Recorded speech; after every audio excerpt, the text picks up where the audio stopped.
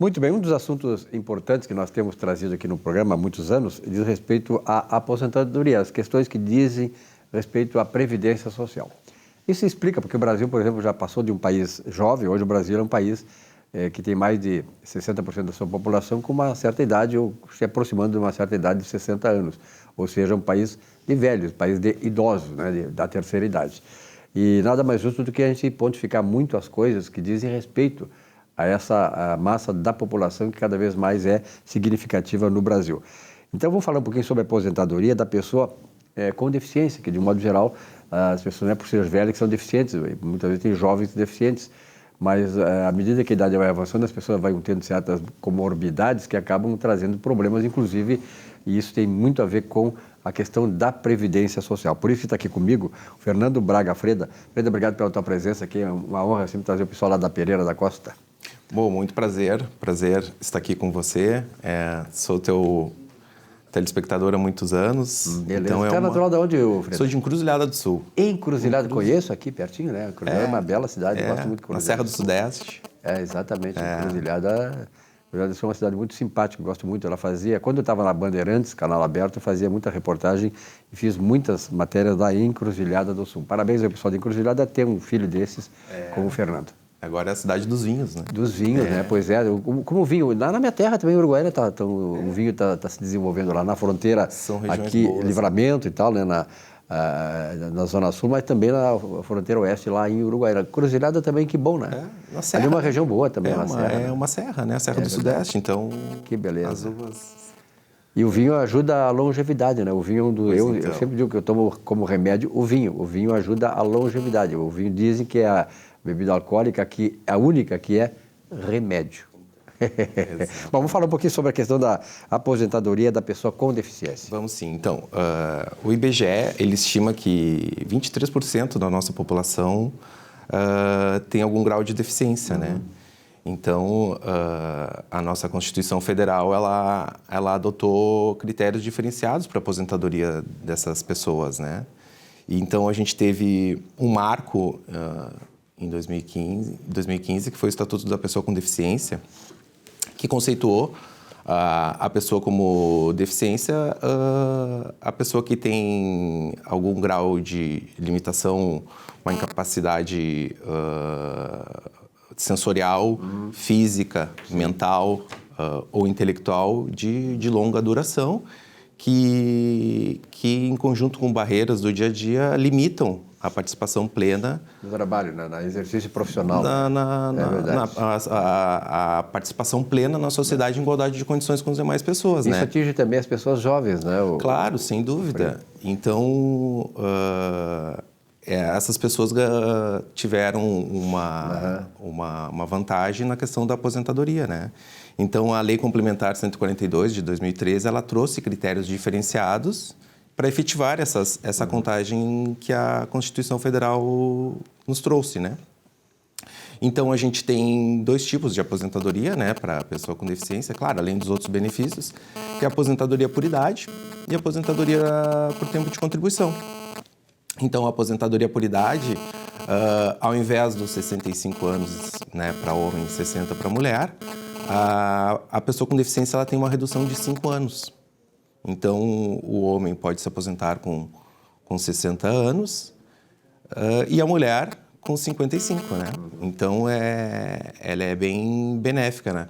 Já a aposentadoria por tempo de contribuição, ela traz alguns redutores, né? Dependendo do grau de deficiência dessa pessoa. Então, se ela, por exemplo, se ela tiver, a sua deficiência for considerado grave, o tempo de contribuição dessa pessoa diminui em 10 anos. Se ela for considerado moderado, né, ela diminui 6 anos. E se ela for considerado leve, ela diminui 2 anos, né? Então, ela traz muitas vantagens para a pessoa com deficiência, né? Fernando, me diz uma coisa, essa questão assim, tu coloca assim, se for considerada a doença, for considerada deficiente e tal, como é que é feito esse processo? Eu sei que tem a Previdência tem seus próprios corpo clínico, seu corpo médico e tal, né? Como é que esse procedimento acontece? Porque tem muita gente que reclama que não tem condições de trabalhar, mas o INSS não reconhece essa deficiência que ela tem. Esse conflito, como é que ele se dá e como é que ele é resolvido? Então, O grau de deficiência ele é avaliado por numa perícia psicossocial. Então, o segurado ele vai ser avaliado pelo um médico e pelo um assistente social. E aí tem um índice de funcionalidade brasileira para aposentadoria que vai fazer uma pontuação. Então, o médico e o assistente social eles vão fazer uma longa entrevista, 57 atividades distintas. Itens, né? 57 atividades distintas de 7 setores, assim, sensorial, vida doméstica, higiene da pessoa. E vai se traçar um número, né? Uma pontuação. Aí ela vai ser encaixada entre leve, moderada ou grave, né? Então, é uma perícia muito aprofundada para saber quais as barreiras que essa pessoa enfrenta. Então, assim, uma pessoa, por exemplo, duas pessoas que têm a mesma doença, nem sempre elas vão ser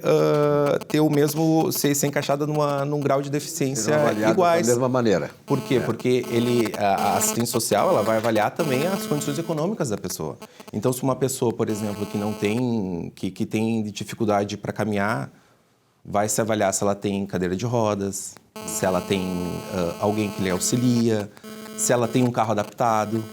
Então, tudo isso conta nessa pontuação para saber se qual o grau de deficiência dessa pessoa, porque daí vai ser avaliado as barreiras que ela enfrenta, né? Porque aí também entra a questão social, né, do segurado, né? Se o segurado tem condições de ter um carro adaptado, já tem uma pessoa que mora lá no interior, a gente estava falando do interior, que mora lá no interior, tem que se deslocar de muletas para trabalhar, tem que pegar um ônibus, né? Então, essa pessoa vai ter um grau de deficiência provavelmente aumentado, né? Devido às barreiras que ela enfrenta, né? Perfeito. É importante também lembrar o seguinte, né? Que toda a situação, não precisa ser questão da deficiência, mas todo segurado, todo aquele que quer ter alguma questão, como vai fazer alguma demanda junto à Previdência Social, tenha a assessoria de advogados que estão especializados nisso. Quer dizer, é o primeiro grande passo que se dá.